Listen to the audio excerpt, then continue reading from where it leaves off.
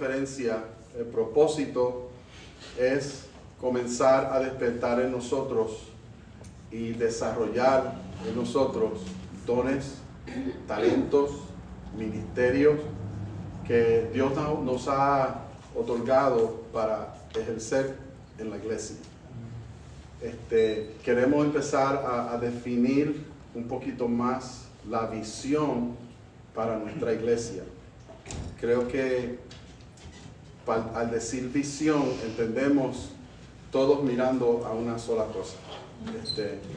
Luego de esta conferencia, pues estaremos orando para que el Señor nos siga desarrollando esa visión.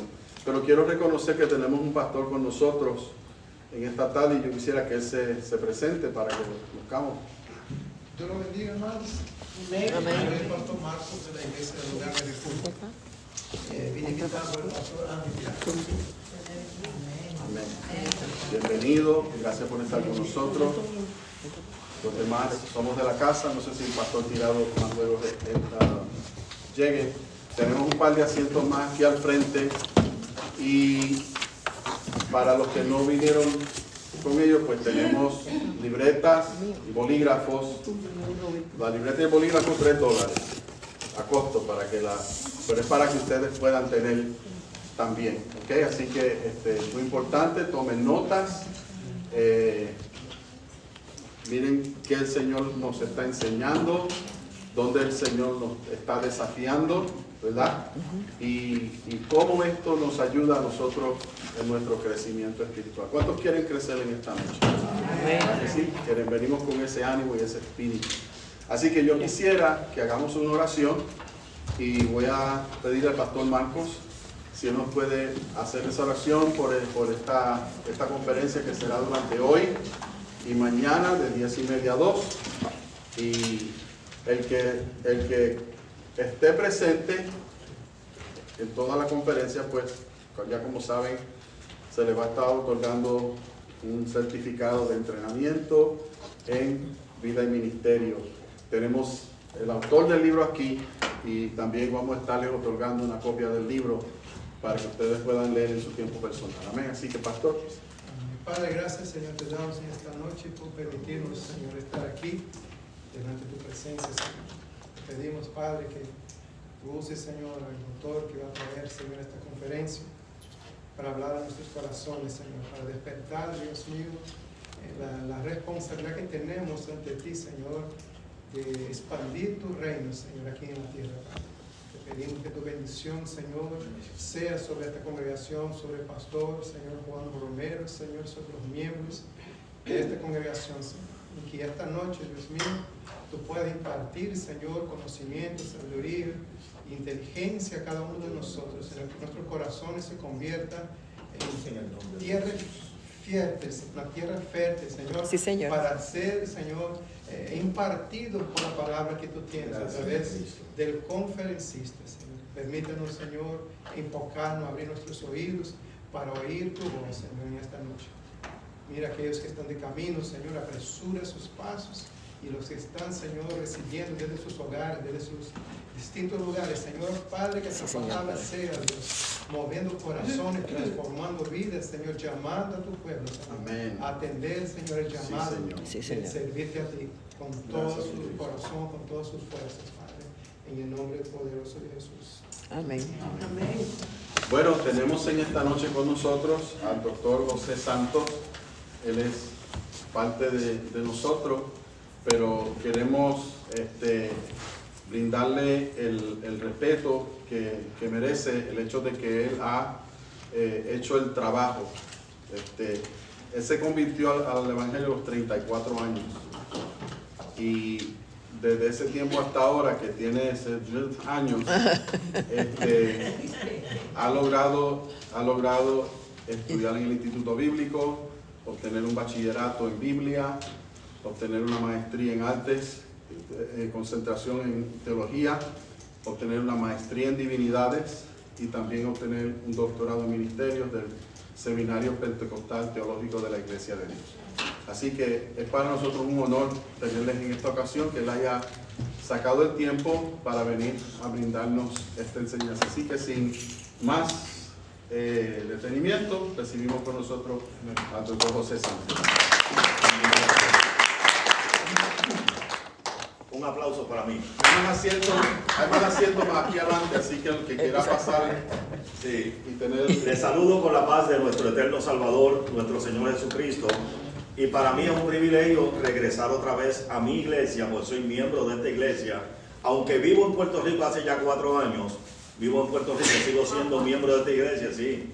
Sigo siendo miembro de esta iglesia y, dicho sea de paso, mi esposa todavía es la secretaria de la iglesia.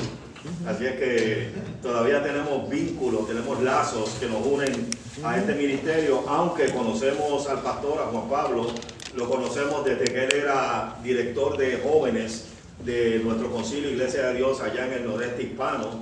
Luego fue pastor en su primera iglesia, su primer pastorado en Lawrence, Massachusetts. ¿Dónde es eso?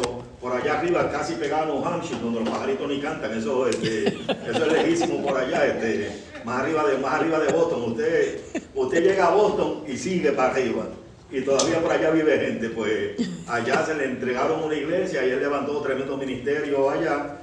Y las casualidades del Señor, nos encontramos acá en una actividad del concilio en Orlando. Y cuando nos encontramos, pues ya desde aquel momento él me hizo miembro de esta iglesia. Y yo, pues está bien, como él era gimnasta y todo eso, todavía tiene los bracitos fuertes y todo eso, pues está bien, pues yo me dejé dar. Pero está bien. No, la cuestión es que hemos hecho una amistad buena, más de 30 años de amistad. Y acá, pues, compartíamos el ministerio de la educación. Y dicho sea de paso, desde que yo recibí al Señor como mi Señor y mi Salvador, el Señor a los 3 años de estar convertido, pues quiso que yo fuera un educador, ¿ok? Aunque me llevó por más de 20 años al pastorado, ¿eh? Que también el Señor tiene su grado de humor.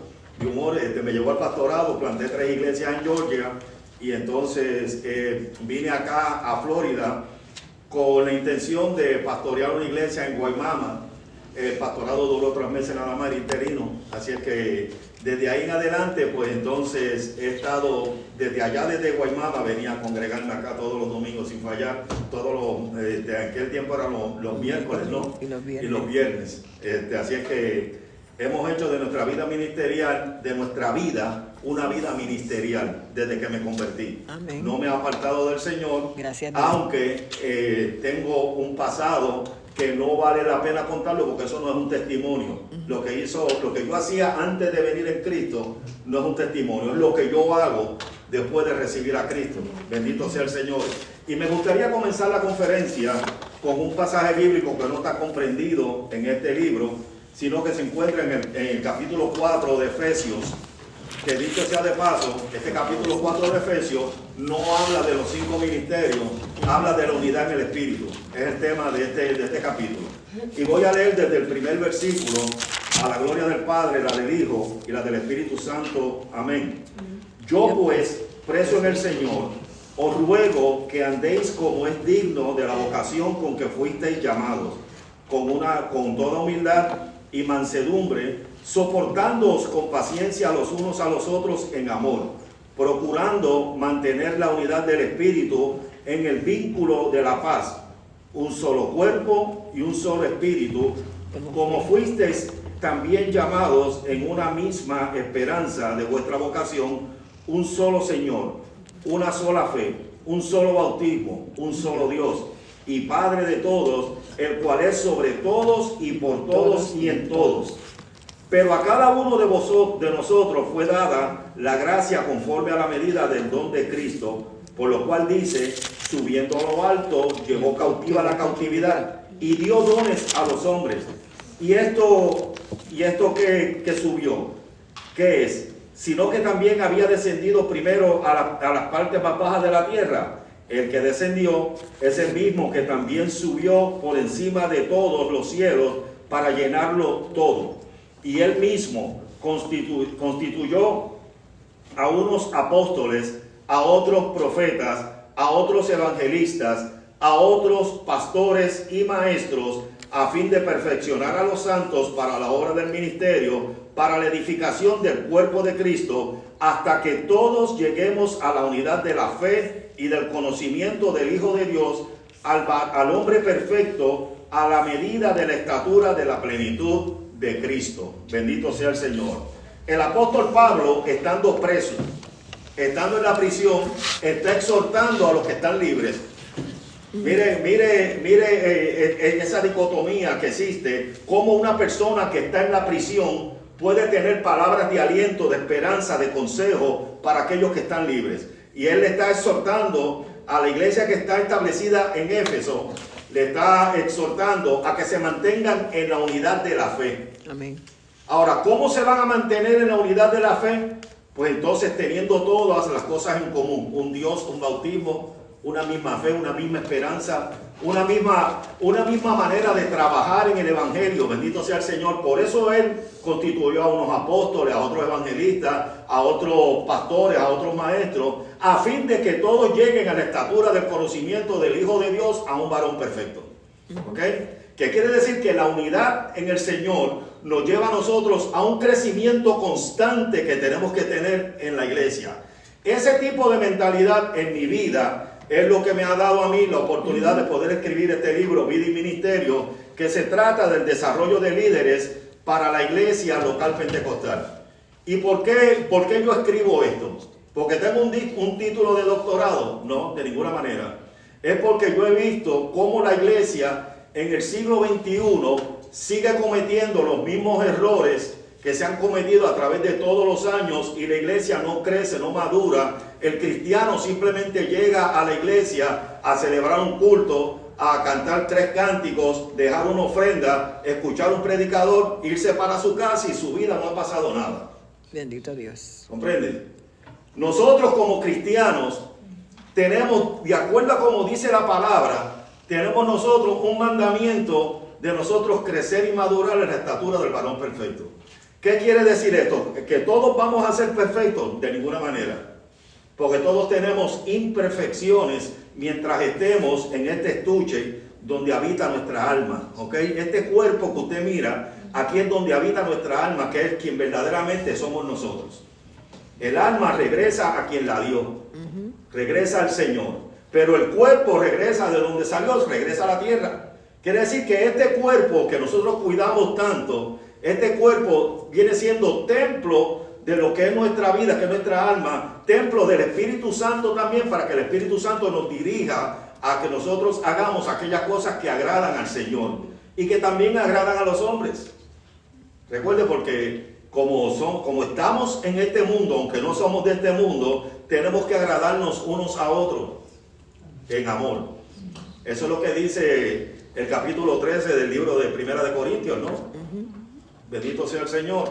Pues entonces, la vida y ministerio viene a nosotros de la manera en que yo la visualizo. Mi vida es mi ministerio. ¿Por qué razón?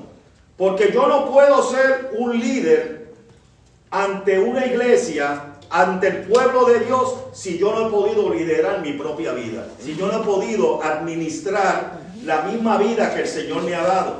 Gloria a Dios. En ninguna manera yo puedo manifestar los dones espirituales que el Señor ha colocado en mí si yo no los he podido administrar para beneficio del reino de los cielos, para la gloria de Dios. Porque si nosotros los hacemos para la vanagloria, pues mira, el aplauso que ustedes me dieron al principio cuando yo llegué aquí es suficiente. Pues mira, ya me fui con mi premio. Si eso era lo que yo buscaba, ya recibí los aplausos. Oh, pero dice la palabra del Señor que nosotros no guardemos tesoros donde el orín y la polilla corroen, sino que los guardemos en lugares donde la polilla ni el orín corroen. Bendito sea Dios. Pues vida y ministerio se trata de esa vida que como creyentes nosotros vivimos después que hemos alcanzado la salvación. Cuando recibimos a Jesucristo como nuestro Señor y nuestro Salvador, algo sucedió en nuestra vida. Ya no somos la misma persona que éramos antes. Por eso es que dije al principio que yo no le voy a contar a usted jamás de lo que yo vivía antes del año 1990, cuando yo recibí a Jesucristo. Mi vida comenzó después de eso. Yo cuento lo que el Señor ha hecho en mi vida, la transformación que hubo en mí, esa es la que yo cuento. Y esa es la que ustedes conocen, porque ustedes ninguno de los que me conocen, que son mis amigos de aquí de esta iglesia, ninguno de ustedes conocen lo que yo era antes de venir a los pies de Cristo. Usted me conoció a mí cristiano. Y espero que siempre me conozcan como cristiano. Amén. Espero que el Señor me guarde para que yo nunca deje de ser cristiano. Porque he vivido los mejores 34 años de mi vida. Sí, Señor. Eso me hace de 68 años de edad. ¿Ok? Sí, está bien, te parezco más joven, pero tengo 68. Sí, está bien. Hace más de 7 años que te digo 68. Hace más de 6 años que estoy cogiendo el seguro social, fíjese. Sí. Sí, porque lo solicité a los 62 años. Pero eso le da a usted más o menos una idea de por qué yo puedo hablar de un antes y un después. El antes lo tengo guardado en mi subconsciente para saber qué cosas no hacer en la vida. Y el después lo tengo en mi presente para seguir haciendo aquellas cosas que agradan a Dios y agradan a los hombres. Ahora, somos miembros y somos discípulos de la iglesia del Señor. Mira, no importa el título que tenga la iglesia, no importa el concilio, no importa el apellido que tenga el concilio, Iglesia de Dios. Pues mira, aquí en Estados Unidos, allá en Puerto Rico, esta misma iglesia se llama Iglesia de Dios Mission Board. Y hay un sinnúmero de otras iglesias pentecostales, bautistas, presbiterianas, católicas, de todo tipo de ideología cristiana, que todos sirven al mismo Señor que usted y yo servimos, con una teología distinta, unos dogmas distintos, pero que todos están buscando. Pregunte usted a cada uno de esas iglesias cuántos de ellos se quieren ir al infierno. Es más, pregunte en la cárcel, los que están en death row, pregunte a ellos cuántos de ellos se quieren ir al infierno, para que usted vea que ninguno levanta la mano, porque todos tenemos la misma esperanza. La misma esperanza que nos ha dado nuestro Señor Jesucristo, de que un día lo vamos a ver cara a cara, de que un día vamos a estar delante de su presencia. Y esa debe ser la visión de todo cristiano, la visión de toda iglesia. Llevar a la membresía, y no lo digo yo, lo dice la Biblia que yo leo en el capítulo 7, en el versículo 9 del libro de Apocalipsis, donde dice: y es aquí una gran multitud, la cual nadie puede contar, de todas las tribus, de todos los pueblos, de todas las naciones, delante del Cordero de Dios, delante de la presencia del Señor y del Cordero, dice la palabra del Señor. Quiere decir que es mucha gente la que se va a salvar, y es mucha gente la que va a estar delante del Señor.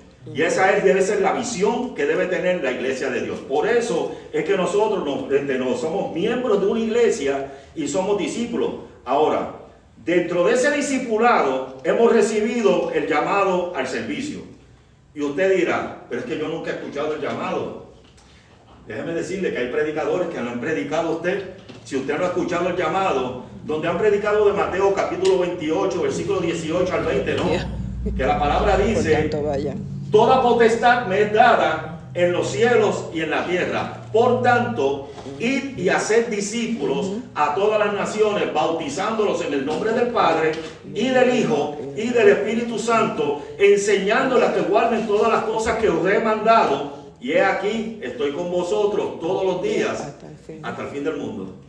Mandamiento con promesa. Pero también hemos escuchado en Marcos capítulo 16, donde dice: ir por todo el mundo y predicar el evangelio. El que creyere y diere el testimonio, o sea, y fuere bautizado, será salvo, mas el que no creyere, este será condenado. Y estas señales seguirán a los que creen. Dice la palabra, ¿no? Entonces nosotros hemos recibido ese llamado al servicio. ¿Y cómo sabemos de ese llamado? Pues mire, la palabra nos lo ha dicho. ¿Cómo sabemos de ese llamado? Usted siente la inquietud de hacer algo para el reino. Pastor, puedo guardar las mesas. Pastor, puedo barrer la iglesia. Pastor, puedo recibir las visitas. Pastor, puedo darle agua al predicador que ahorita se le cansa la garganta. Sí, en la neverita allí en la oficina hay una agüita. Sí, pues entonces, pues ¿qué sucede? Pues nosotros, pues ¿cómo sabemos de ese llamado? Sentimos la inquietud que el mismo Espíritu Santo coloca en nosotros de hacer algo para la obra del Señor. O digamos usted, levante la mano a aquellos que no quieren hacer nada en la iglesia. Bendito Dios. Levántelo. La puede levantar Henry si quiere. Ella calladito, pero levántala y quiere, negro. No me dejen vergüenza. Pues entonces, pues, ¿qué sucede? Nosotros todos queremos hacer algo para el reino. Eso es un indicativo de que hemos recibido un llamado del Señor, porque el enemigo no te va a llamar a ti a trabajar en la iglesia. El enemigo no te va a llamar a ti a predicar. El enemigo no te va a llamar a ti, mira fulana, llámate a los hermanos de la iglesia, a los que están enfermos, llámate a los que están, gracias negrita, llámate a los enfermos, llámate a aquellas personas que tú no has visto en el culto, llámate a aquellas personas que están en necesidad, llámate a aquellas personas que el Señor ha puesto en tu corazón, comunicarte con ellos. Ese ministerio es un ministerio muy personal y un ministerio que cada persona puede hacer y que muchas personas hacen en la iglesia, y que usted no tiene que tampoco decirle al hermano, la hermana, al pastor, decirle, mira, yo estoy llamando a fulano de tal, yo estoy llamando. ¿Por qué? Porque la misma palabra dice que por sus frutos os conoceréis. Y por eso es que cuando damos fruto, el Señor se regocija. Y hay fiesta en su casa, hay fiesta en la iglesia, porque usted está haciendo algo. Ahora, después de ese llamado, habrá algo más que podamos aprender. Y de eso se trata vida y ministerio. Porque yo entendí en los años que llevo en el pastorado, en los años que llevo en la academia, dicho sea de paso, los últimos 12 años de vida que he tenido, los he dedicado a enseñar en distintos seminarios. Enseño en el seminario teológico en Cleveland, Tennessee, nuestra sede de nuestro concilio. Enseño allí, tengo un grupo doctoral que estoy enseñando, 10 aspirantes al doctorado de Puerto Rico, más tengo un grupo del Centro para Estudios Latinos que están estudiando a nivel de bachillerato. Y hoy estoy dando un curso de liturgia con ese grupo del CEL. ¿Habrá algo más que podamos aprender? Pues yo me hacía esa pregunta y entonces miraba que el cristiano tiene en particular algo que nosotros casi siempre discutimos en nuestras iglesias y que en los momentos de adoración nosotros decimos vamos de gloria en gloria. Eso lo dice 2 Corintios 3:18. Y nosotros hemos tenido la oportunidad de crecer hasta alcanzar la estatura del varón perfecto, según leímos en Efesios capítulo 4, versículo 11 al 13. O sea, nunca terminamos de aprender. Por más títulos que tengamos, por más experiencia que tengamos, por mejor que el Señor te use para transmitir el mensaje bíblico, el mensaje de salvación, que eso tengo un doctorado, tengo que usar ese tipo de palabras, que ustedes perdonan por eso. Pero para nosotros practicar el querigma. El querigma es la proclamación de las buenas nuevas, del evangelio. Y entonces, nunca terminamos de aprender, siempre algo que yo puedo aprender.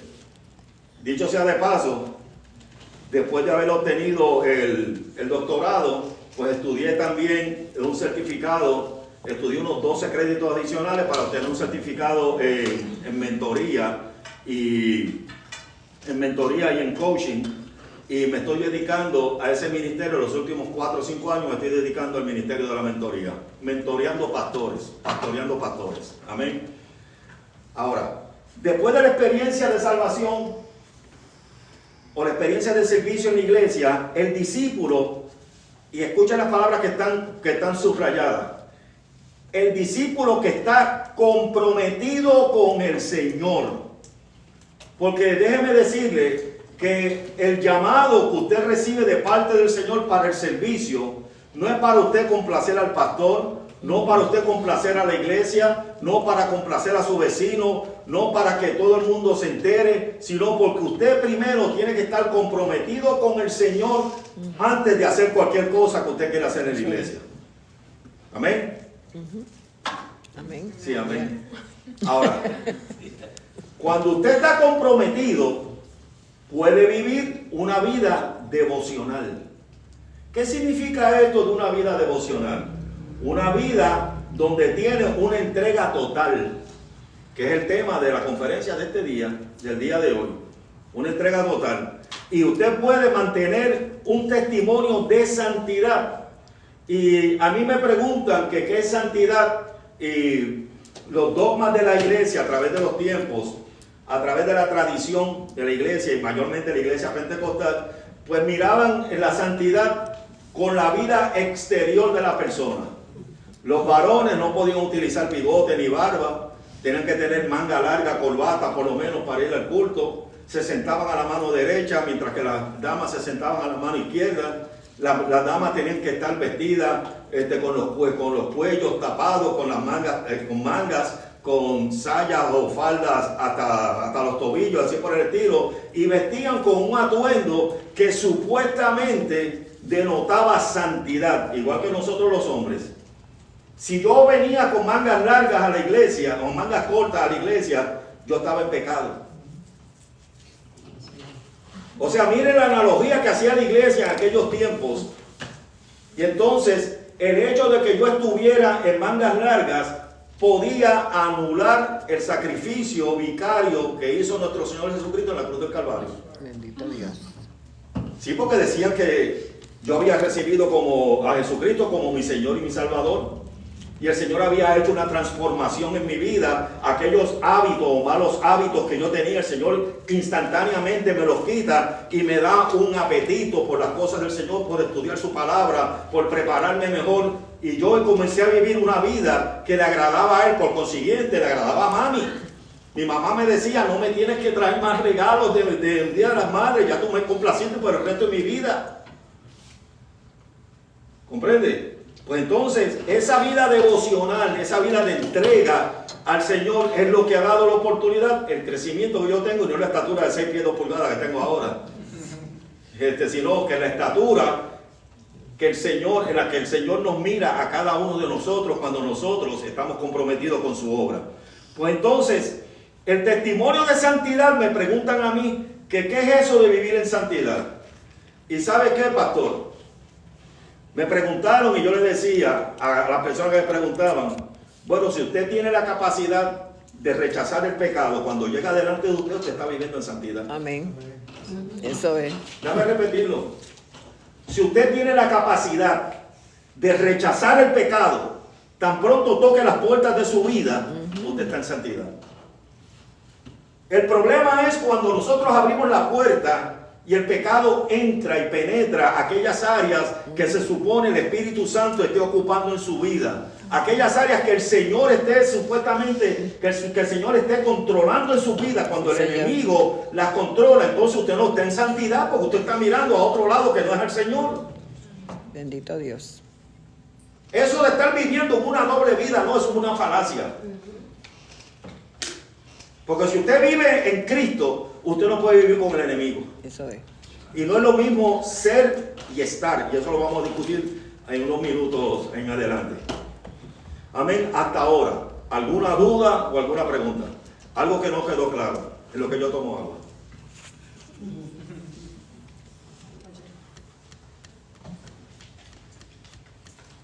Puede interrumpirme con preguntas en todo momento, hermanos. ¿Ok? Hermanos, para mí es varones y hembras. ¿Ok? Ya. ¿Ok? Como siempre así. Recuerde que yo no vivo eso de la cuestión de género. Para mí todos son iguales. Y la igualdad significa que hermanos significa varones y hembras. ¿Okay? Pues miren lo que es la entrega total.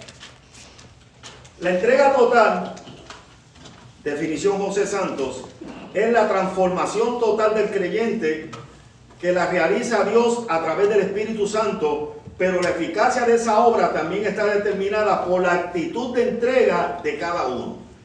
Quiere decir que aquí está envuelto el Señor, dándonos a nosotros la capacidad con Dios en nosotros. ¿Cómo es eso de Dios en nosotros? Bueno, el Padre como creador trabajó por nosotros en la creación, nos dio a los patriarcas, nos dio a los jueces, nos dio a los reyes, nos dio a los profetas, pero el hombre seguía haciendo lo malo delante del Señor. Quiere decir que entonces Dios se despojó de su deidad y se convirtió en uno de nosotros, naciendo de una barriga de una madre, no cualquier madre, de María, que su trabajo, el trabajo de María, era traer al Salvador al mundo, como nacen los seres humanos, para que nosotros pudiéramos ver el modelo en Cristo de cómo poder vivir una vida santa en un mundo que se pierde, en un mundo en pecado. Pues entonces, el Señor muere por nuestros pecados. Ya Él hace el sacrificio que la carta de los Hebreos le explica a los judíos, que aquel sacrificio de machos cabríos, de toros y de becerros en el tabernáculo, hay un sacrificio mucho más grande que ese, que fue el sacrificio que hizo Jesucristo en la cruz del Calvario. Amén. Murió por nuestros pecados, fue sepultado, resucitó al tercer día, subió al cielo y lo estamos esperando. Amén. Amén. Estamos esperando que venga con gloria. Pues entonces, ¿qué sucede? Que cuando Jesucristo sube a los cielos, nos dejó otro Paracletos, nos dejó otro ayudador, nos dejó al Espíritu Santo. Dios con nosotros envió a Dios en nosotros. Ahora Dios en nosotros, el Espíritu Santo, nos da la capacidad de nosotros poder cumplir con la última parte de esa primera oración, donde cada uno de nosotros, de acuerdo a la actitud de entrega y de compromiso que tengamos con el Señor, podemos crecer y madurar a ese varón perfecto que dice la palabra. Amén. Amén. No estamos solos en este empeño. Porque si fuera que estuviéramos solos, pues yo le diría a usted, pues mire, la obra se hace difícil. Está linda. Se hace difícil la obra, así que tuviéramos que hacerlo solos por nuestra fuerza. Pero qué bueno que el Señor nos dejó el Espíritu Santo, fíjate, que nos redarguye, que nos convence. El Espíritu Santo nos guía. La palabra, dice Pablo, le dice a Timoteo, que es útil para enseñar, para redarguir, para instruir. Para corregir.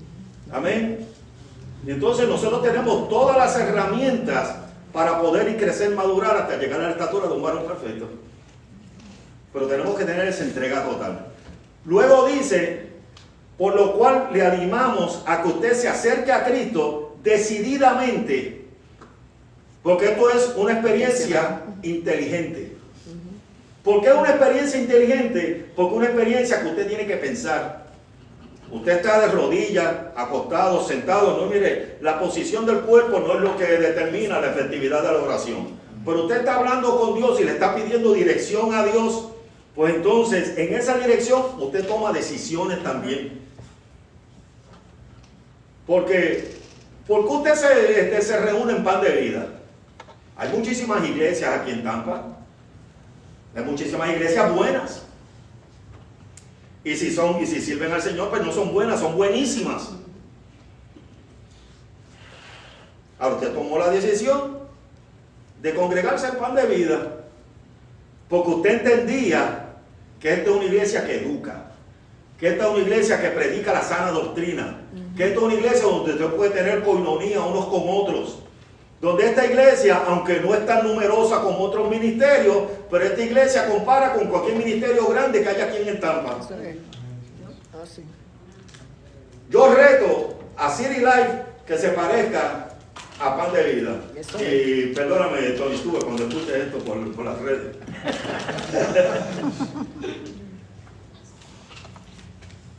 ¿Comprende? ¿Sabes? Hay muchísimos ministerios grandísimos aquí. Ahora, aquellos cristianos están creciendo o están engordando espiritualmente.